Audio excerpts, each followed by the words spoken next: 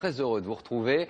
Le fait du jour, c'est donc le retour sur la scène politique du président de la République. Retour attendu face à l'impatience des Français et face à l'urgence de la crise. Alors, accélération du rythme et de la méthode. On va décrypter tout cela avec François Langlais et Jeff Wittenberg. Mais d'abord, les images de ce déplacement en province, à Châlons en Champagne, pour l'accueillir quelques dizaines de militants CGT et un slogan. Le changement, c'est pour quand? Jeff Wittenberg, Alain Dubas. On veut du changement, scande la petite foule qui attend François Hollande. Et ces électeurs-là lui rappellent son slogan de campagne. Contribuez à votre élection maintenant, le changement c'est maintenant. François Hollande a-t-il mesuré sa baisse dans les sondages? Il a en tout cas pu constater l'impatience de beaucoup de salariés, comme ceux de cette société de la région, ceux dits médicales, qui ne touchent plus leur salaire depuis 2011. Moi j'ai des collègues, leur femme elle est au chômage. Si nous on se retrouve au chômage, c'est important. Vous faites quelque chose de bon. On veut pousser pour qu'ils fassent plus, voilà, surtout ça. Entre deux stands de cette grande foire agricole, François Hollande cherche la recette. Donc j'ai le sucre et le sel.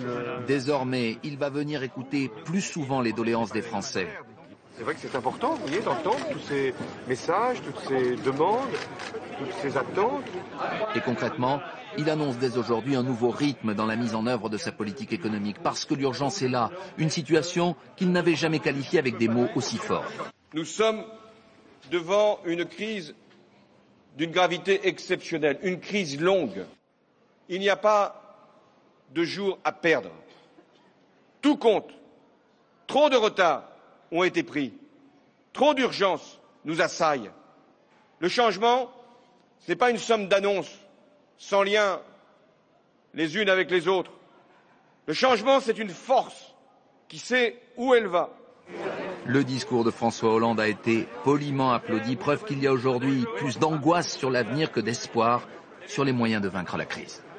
Il n'y a pas de temps à perdre. Quel sens donner à ces mots? Que faut-il retenir de ces annonces? Avec nous, François Langlais. Bonsoir François. Bonsoir Laurent. Pour la première fois, le président de la République utilise des mots, un vocabulaire, on va dire, un peu dramatique, exceptionnel. Pourquoi?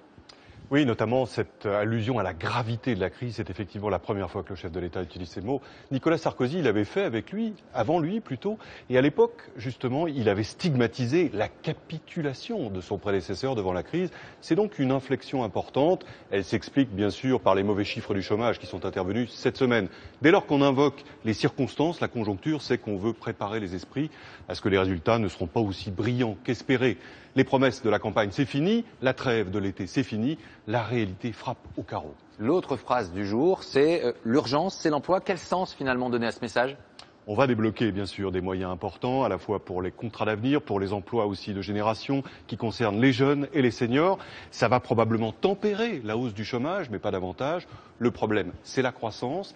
Et comment imaginer que la croissance revienne avec la politique d'austérité qui se profile pour 2013 et avec des réformes de compétitivité qui restent très imprécises?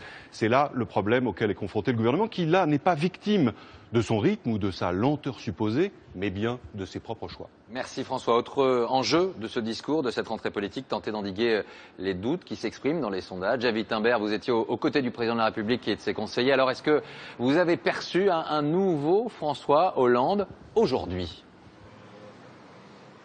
En tout cas, ce qui est sûr, c'est qu'il y a un nouveau discours et un niveau discours aussi au niveau de ses conseillers qui ce soir expliquent ce discours de Châlons comme étant un discours de combat. Il y a un vocabulaire martial, c'est la mobilisation générale, disent-ils, et ils expliquent que le chef de l'État est monté en première ligne. Et derrière ce vocabulaire presque militaire, il y a effectivement le rôle du président qui est en train, il faut bien le dire, d'être corrigé. Pourquoi? Parce que c'est ce que les Français attendent, me disait un autre visiteur, comme on dit, un visiteur du soir du président qui a l'oreille des élus, qui entend ce qui se dit dans la population, et les Français, selon cet élu, trouvent que François Hollande, si Nicolas Sarkozy en faisait trop, eh bien lui n'en fait peut-être pas assez, ne parle pas assez. Il doit donc corriger le tir à ce niveau-là, et c'est pourquoi dans les prochains jours et les prochaines semaines, il va beaucoup voyager et beaucoup s'exprimer devant les Français. Merci Jeff. Autre